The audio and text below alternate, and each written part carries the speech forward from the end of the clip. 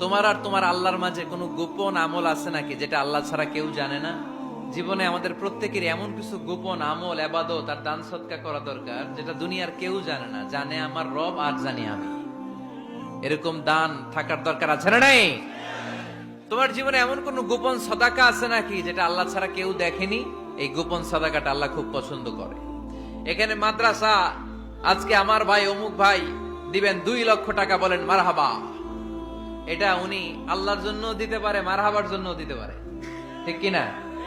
কিন্তু রাতের আধারে রাস্তার পাশ দিয়ে হেঁটে যাচ্ছেন, মসজিদের দান বাক্সটা লেখা, উপরে সাইনবোর্ডে লেখা মুক্ত হস্তে আল্লাহর ঘরের জন্য দান করুন। কেউ নাই, কাক পক্ষী নাই। রাত বাজে 2টা, হঠাৎ করে পকেট থেকে 1000 টাকার বা 100 টাকার কচকচে নোটটা আপনি দান করে দিলেন। ওই দানটা 1 কোটি টাকার দানের চেয়েও বড় দান। কারণ দুনিয়ার কেউ